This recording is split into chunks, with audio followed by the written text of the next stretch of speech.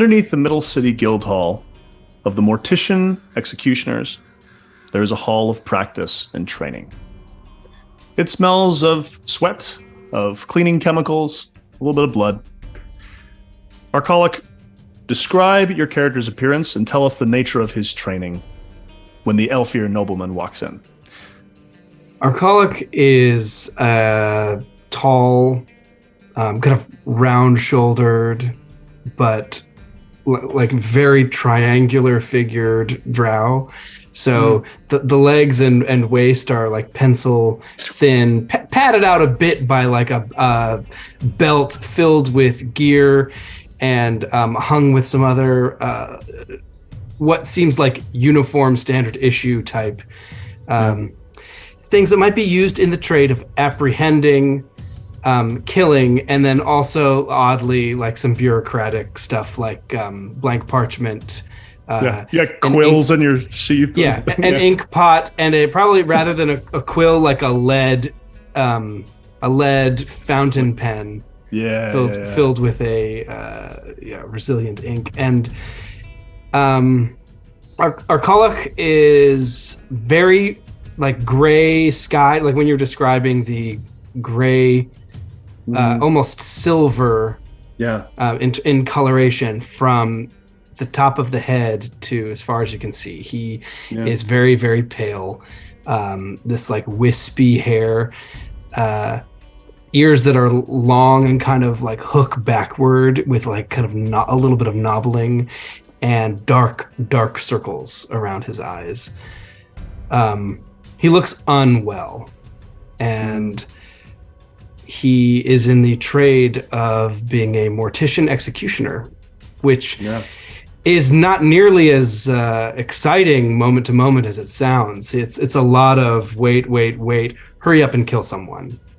But he's judge, jury, and executioner as long as he's told to be. So unlike our other prologues, we're jumping kind of to the present with Archolloch. But our friend is here. There's like, this is like kind of like a combat practice area to some degree, but there's also other things like, what might Archolloch be doing? So this Aelfir is about to walk in and sort of disturb your practice. What do you think that would look like? I think at the moment he is hefting a very broad axe meant to be a one-handed, optional two-handed axe made for just melee cutting. But at the moment he's practicing throwing it. And he's got dummies lined up like along the room with a maybe 2 foot distance between them, and then a target at the end. And he's throwing and hits it. Not quite center. He's getting there though. And he manages to avoid. He's practicing throwing an axe down an alley. Whoa. Amazing. So like as this goes, just like strikes into the thing. And you start to hear some applause. This is an Aelfir nobleman, immediately obvious. He's handsome, he's tall, his eyes are sharp and wolf-like beneath a mask of sky whale leather, decorated with sprigs of petrified tree branches, a little ostentatious. He enters flanked by 2 drow attendants who are wearing completely concealing servants' masks, looking not unlike our friend Mulro might. He stands watching you with interest. Applauds a little bit, but then sort of looks at you expectantly. Do you speak to him? Do you continue to grab the axe? My lord, I didn't know you had come in. Forgive me. No, please. Go on if you must. I do admire the work of brutish weaponry. You have me at a disadvantage. My name, and I look down at his boots. My name is Archolloch. Last word whispered. Oh, yeah. Yes, Archolloch, last word whispered. An ancient name. He says, you're the head lopper, or whatever they call it here? Yes, my lord. I see. Listen, I spoke with your superiors up there. I've been told that you can help us with our problem. You see, there's a former employee of our shipping guild, the Pale Sky Company.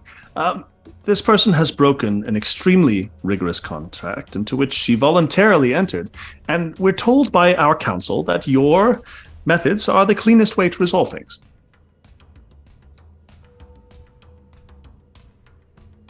I nod.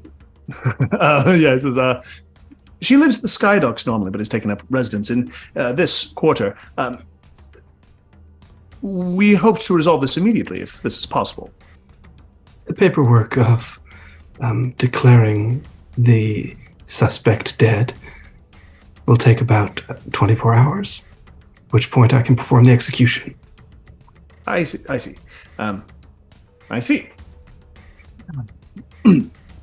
The sort of nods, looks around, and goes, very well then.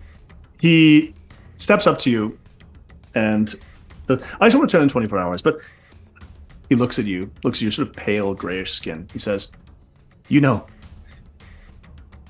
quite the specimen. In the right, admittedly, dim light, one might think you were Aelfir.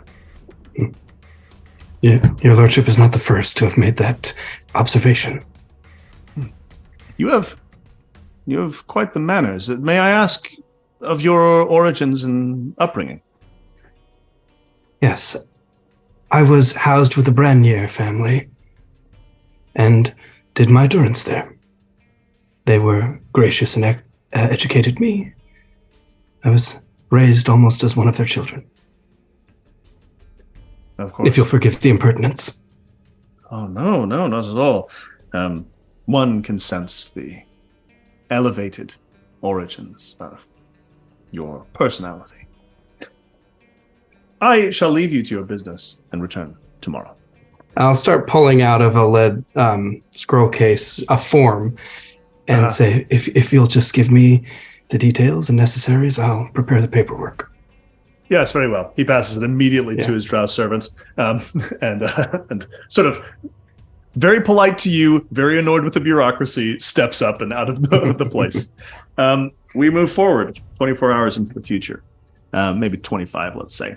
The paperwork is filled out, and you and the Aelfir, whose name is Larkspur, Larkspur and you journey into the middle city, into the compounded slum overgrowth that's barnacled onto the side of the Spire. The day is bright and the sun burns down. You're wearing your executioner's clothing. Do you do anything to protect yourself from the sun?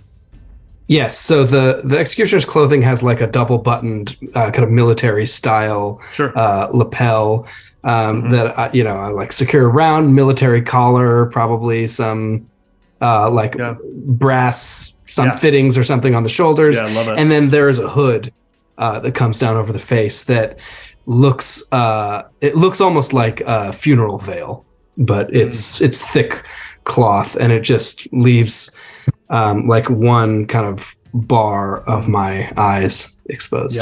Yeah. You feel just the tiniest bit of like not burning, but just a little bit of heat from the sun. Maybe I ink the bridge of my nose in totally. Bitumen. Yeah, totally. Yeah, so you're fully prepared and not bothered. As you are walking through, sort of long striding through this neighborhood, you hear whispers around you. The executioner has a blade. Get out of its way. People trying to get out of your way. People stumbling into houses. You see where someone trips and falls and someone grabs them, yanks them into a house. And then other people, you see like an old man, arms folded, just look at you, staring at you from across the way. Spits as you walk by.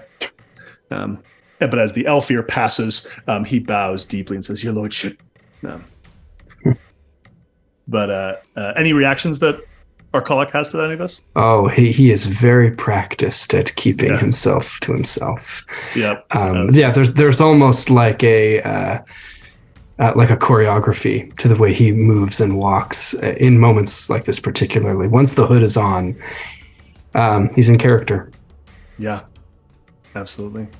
You come up to a house, this sort of dilapidated little like half clay shed. This whole neighborhood, like I said, sort of barnacled onto here. It's a lot of like clay stuff that like maybe grew on here, and then people like hollowed it out into little houses.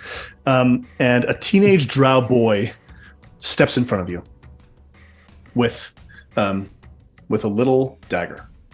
He says, I won't let you go in. My aunt is innocent. She hasn't done nothing. Without a catch in the step, I grab the blade of the dagger. Yeah. I look at him in the eyes and force myself to kind of read his expression, feel a moment of empathy for him. And then I kind of like turn the dagger in a way that he can't possibly keep it in his wrist or in his hand, the way his wrist is kind of twisted. And then I use the broad side of my axe to just push him by the hip, almost like pushing a shuffleboard. Yeah, totally. Disc, push him aside, and then kind of mutter to the Aelfir, apologies, my lord. Yeah. Larkspur just looks at it, and the boy who's just like he doesn't, like the kid, once you turn his wrist, that he, like, there's about like a second after you push it beyond the point of pain that he does withstand and really try, but he gives it up after that. Like he's not going to let his wrist be broken, and the pain just frightens him too much.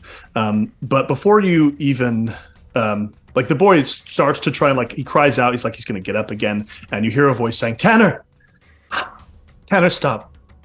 A sunken-eyed woman steps out from this dilapidated, drooping hut, and she says, you look past and you see an older woman carrying a baby in the hut, and the woman says, I'm Omelza. You're looking for me, I imagine? I draw out the lead scroll case, unfold the paperwork, axe still kind of propped in one hand. Yeah. She probably tries to interrupt you before you begin speaking this. Mm-hmm. She says, one of their workmasters tried to hurt my child, sir. He's fine. My mother has him. The grandmother's holding like a 6-year-old. She says, but look, I'll admit it. I pushed the workmaster off a tall place. I won't deny it. I know he broke both of his legs, but I know the Arcanists have made him right as rain. It's like I never touched him. You hear that? It's like they never touched him. Omelza, buried beneath snow. You are hereby declared dead by the city of Spire. Your voice is silent, your cries unheard. No, please.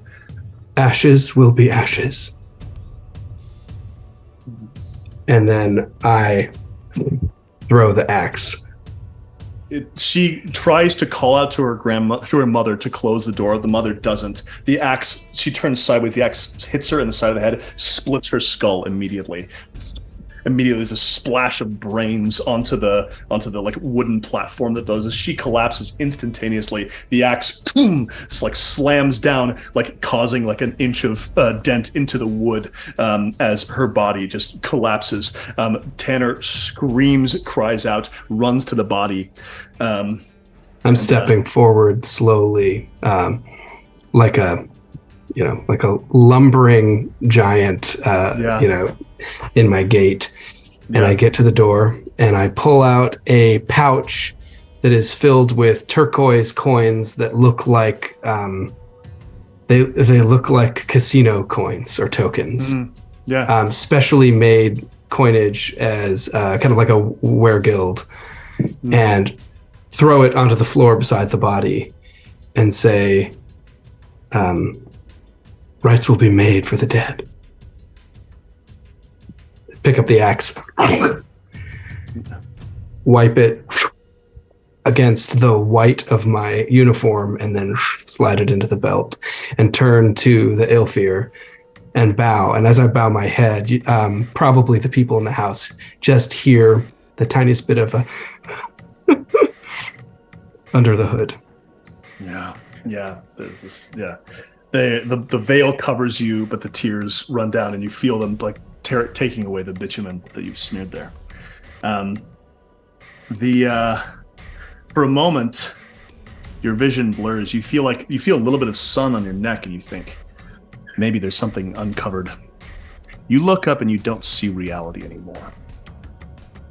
you see, instead of this Aelfir, who was just moments ago sort of looking smugly, very pleased, very impressed by your work, you instead see a man wearing your uniform, but it is drenched in blood. He is the darkest drow you have ever seen, and he is grinning with pointed teeth. He holds a huge, huge sword, and he is holding the head of the Aelfir in front of him, swinging it like a pendulum. You see this? You see this?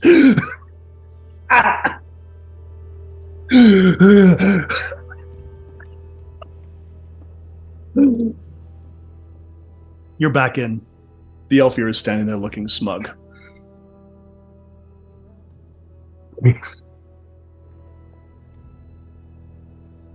The deed is done. The Aelfir says, "Is that as you start walking away? Is that customary? The bit with the little coins? Is that standard?" With some, each of us has a ritual, you might say. And you're not charging my people for that, are you? No. Oh, good. Oh, my lord. Of course not. That was excellent. I've never seen aim like that. Really exceptional.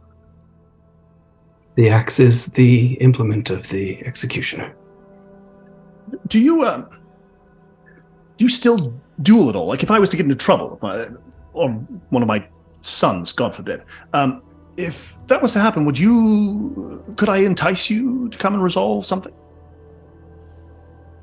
My lord is most complimentary in your request. I no longer consider dueling my occupation, as my durance is completed. It's not. But should you have need of my services, you can speak with my agent. Yes, good. Okay, I see. So I just was hoping it was, fun for you at least. One can't be this excellent without enjoying it to some degree, I have enjoyed killing. I say, looking him straight in the eye. He doesn't even register. He's like, oh, yes. Goodness gracious, well, how is it like a hunt? And he talks to his servant. You are standing in a garden. There's a hydroponic garden in the works. It's got these like fluorescent lights. There's a bunch of weirdo old traditional drow plants that grow here. It's meant for nourishment, like it's sort of a farm, but the owners of the farm, who are drow, have made it sort of basically like a public park. People are allowed to walk through. They have some like attendants. There are even some religious orders that do stuff. There's a hand holding yours. Father, I have a question for you. What is it, sweetheart? I heard a lady from the temple tell me that the dark elves, the ones like us, are cursed. They said we used to be, back in the day, we were like the Aelfir. We were bright and beautiful and sunlit, but something happened. Do you know what happened? Squeeze her hand and say, you tell me if I'm wrong about this. Sure. Mara, we weren't cursed. There is nothing that has changed about us. We're here. We built this city. I don't know what they told you, but they must have made a mistake. But that's my teacher. They don't make. It was one of the ladies from the church. She doesn't make. She knows. She's got a book. Sometimes people like to tell themselves stories. And those stories are like medicine when you get hurt. You take the medicine and it helps you feel better, right? Yeah, but it tastes bad first, right? Yeah. It's like so bad. But sometimes you tell yourself a story so that you get better. But the other times when you're sick, you can't get better. and taking the medicine could hurt you. Sorry, I'm not really explaining this very well. No. They're wrong, Morrow. They're wrong. Are you tired, Father? Do you need to sit down? There's the benches right there. I'm okay. Okay, do you want to sit? I want you to sit for a little bit. Okay, let's go sit. She has been gathering a bouquet. She's called it a bouquet. She has gathered several thorns. She's got definitely a thing that would give her a rash, like a little bulb of something. It's none of it is good, but she's gathering it and sort of bringing it back to you. How does Archolloch engage in that? Does he try to correct her? What's the? He never speaks. He always begins with a physical kind of check-in or affirmation, and so put my hand on her shoulder and draw my arm down to her wrist, look at the thing and say, where did you collect these from? Not just here. How long have you been making this? A little while. This is going to hurt you, sweetheart. No, I mean, it's just a little red, and her hand is pink. It's something a little Hold on, give it to me, and I'll pull out a cloth and kind of wrap it up. I'm careful not to damage it. And say, you're going to need something on that, I think. Just hold it out, kind of shake it. Don't bother it too much. Okay. What's this for? This is for you. Oh? Yeah. Tia Pina, the lady from the church, she said that if I didn't want my father to be so sour all the time, then I could give him something sweet. And she said, little good, though that'll do him. That was really kind. Thank you.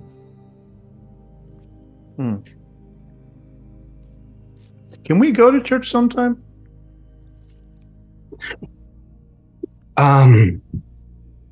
Yeah, I'll have Anarin take you.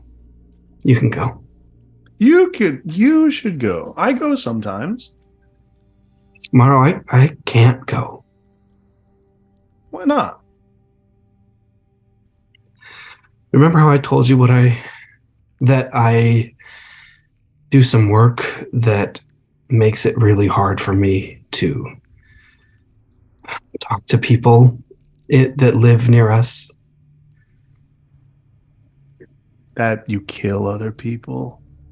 Yeah.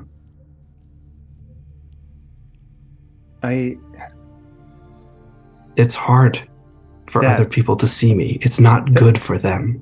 Listen. And it's not good for you. Listen to me. You think that. They don't know you. No, but I know. Sour, right? No. They think that. I just want you to go one time and show them that you're not. Is that so impossible? No, it's not. Come here. And I'll pick her up, kind of set her on my knee, hold her close, try to turn her head away from my face, and I'll say, there is that church in the other district, somewhere far away from where we live. Yeah. I'll take you down there. We'll go. I promise. She says, okay. And as you're holding her, you look up, and you're inside. You're indoors in the sort of metal depths of the middle city, but suddenly you're not. You're in open sky above you, and you can see the shape of the spire. And the sky is full of fire, and you see the spire crumble and start to fall towards you. And then instead of Morrow sitting next to you is the dark man smiling and laughing and laughing and laughing. And the next thing you know, Morrow is crying and shouting and grabbing me. Say, "Daddy, daddy, daddy, daddy, daddy!" What happened? Are you okay? You were laughing. What? You were laughing. I don't know. Here, take this. You'll be fine. And she goes like get some like of these, poison ivy. No, it's okay. It's Morrow. Come here. Come over here. Okay. I'm okay. I just hold her close.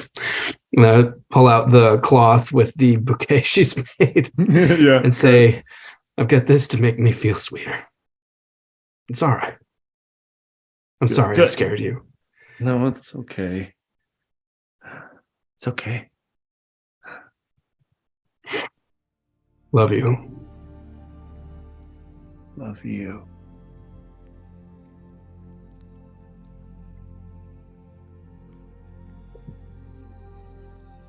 So, you're in church. You have a little bit of a moment there. You sit in the pews. Folks stare at you. I don't know exactly how this works out. I just want to but eventually there is a priest who lives nearby you, and you don't go to his church, but he comes to your house, and his name is Brother Bell. Yeah, I'm like taking out the trash or something. Yeah, totally. Which in Perch is a neighborhood that's like all these like hanging things. So taking out the trash is like, yeah, tossing a bucket right off the edge. And like there's like you toss it and like turn to the right and like he is wiping a little bit of like food waste off his cheek. He's a Sorry, young Father. man. Oh no, brother. He is young. He's like 24. He's pale. He wears like not the full robes that he would for a service, but like still the like markers. He's got the necklace. This is a priest of Our Glorious Lady, the approved divine goddess of the drow. He says, I hope I'm not bothering you. It depends on what you're about to say, brother. Yes, that makes sense. I'm wondering if I could speak to you for a moment. You are? Yes. Inside, perhaps. Inside? Your house, or you could come to the church. I'm sure Anarin could take Morrow for a moment. And you see that Anarin is nearby at the house, sort of waving, already having been talked to by Brother Bell, looking a little bit guilty for having sold you out. You can't talk here? No, I can't. Come in. Comes in. Did you use my axe to hold the door open from across from where the window is, where I was letting the trash out? Totally. Little priest comes in. Do you let Morrow go over with Anarin? He wants Morrow to not be in the room. Yeah, that's fine. Yeah, so Morrow goes over. You see the handoff as Anarin waves and shows holding hands. You got to hold hands in Perch because there's a long fall. Mm-hmm. The Lajan, Brother Bell, sits down and he says, "Look, I don't want to take too much of your time, but he looks down, pretty nervous, looks at the axe. May I ask you a question that seems flippant?" What? Yes. What do you think of me? I don't. Good. Good. Just a bit of history. I think you have seen Brother Bell around. He's a pretty passionate servant of the community. Seems pretty genuine. He sort of tones down after this question. He says, "Archolloch, many of the congregants in this area come to me when they need help. They show up at my door. They talk to me when something is amiss, when they're heartbroken, when they're angry. You have not come to me with your suffering, but you wear it like an Aelfir's mask.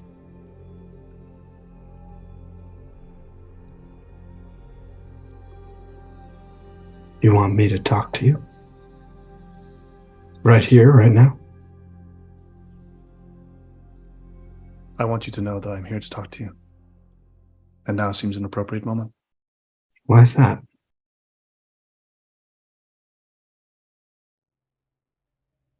Because we're here.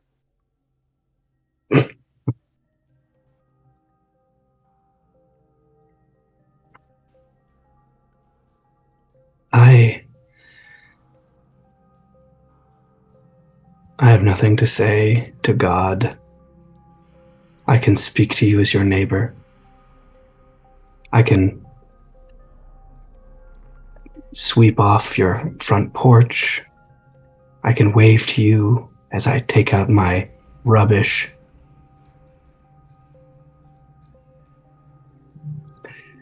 But when I put on the hood, I am God. I'm not Archolloch.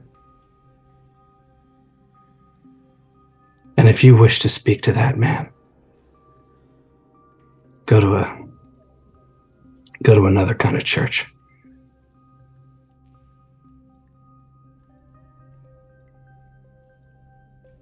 You genuinely don't seem like a bad person.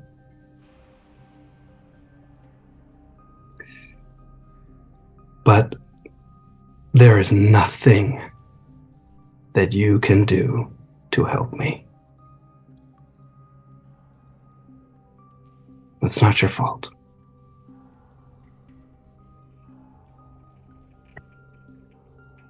The priest, a lot of the nervous energy sort of drops out of him.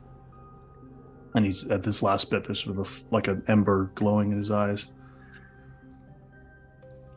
He looks at you and he says,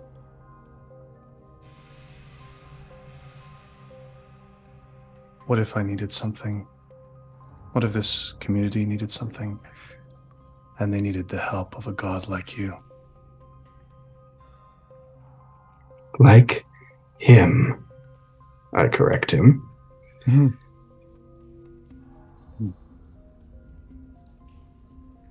Archolloch, I do not limit myself to one profession. I have other work I find important, and that I believe that you believe in. I hope that you understand the risk that I am taking in speaking to you of this. You hold an executioner's axe in your hand right now. I know that the paperwork is a big deal. I know that you could put it together very quickly. Come find me. But I think that you won't. Because that God who we speak about at church, she's real, and I believe in her. And she could heal you a little bit. It wouldn't be a bad idea. But there's another goddess. And that's who I really serve.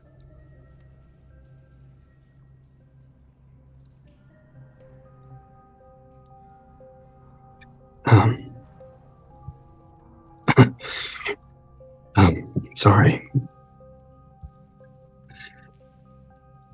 Yes. Yes. Put the necessaries under my doormat. Exactly 2 minutes after sunset. And the dead will be buried.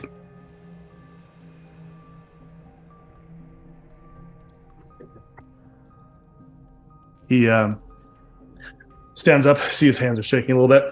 He pulls from his robe a little candle. He lights it and he says, "This should bring some of the magic of the light of the moon and our glorious lady to your household. Let me just stick it somewhere." And he puts it in a little flower pot.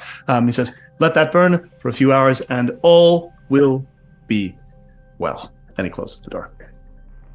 Sends your daughter back to you. Oh. Shit.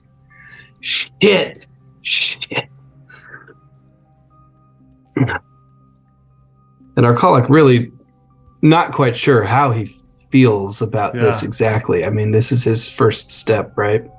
Yeah, this is the very first. just stares out the window for a while until Morrow comes back in, and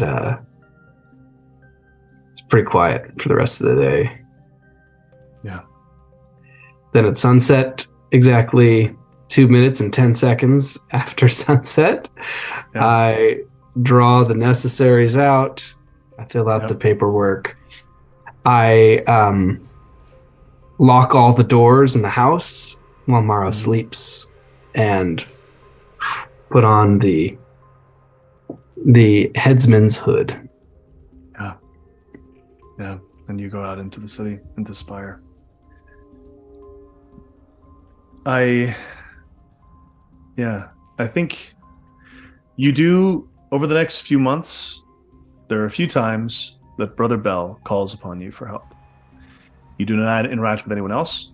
You do not learn any other names until a night when there is a big sleepover, and it happens that all of the children of the congregation all are going to sleep at a certain family's place.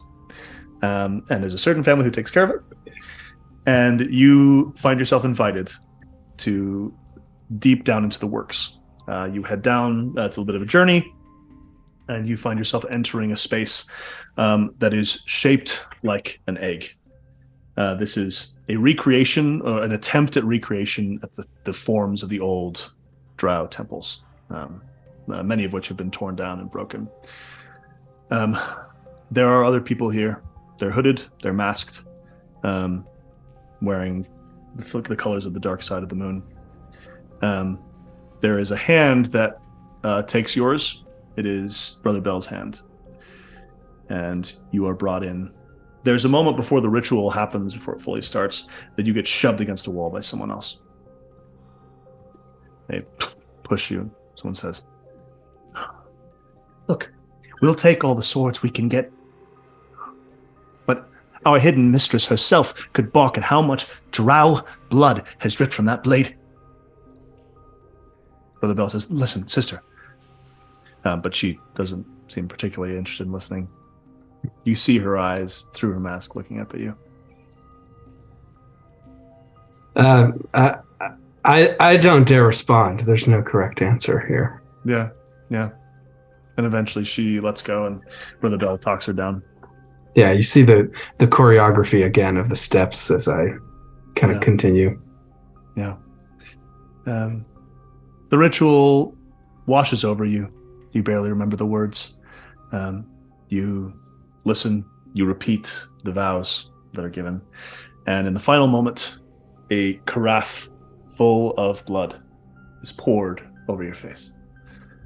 And you feel yourself try to breathe. You spit a little bit. Make sure you can breathe out through it. And you are a member of the ministry of our hidden mistress.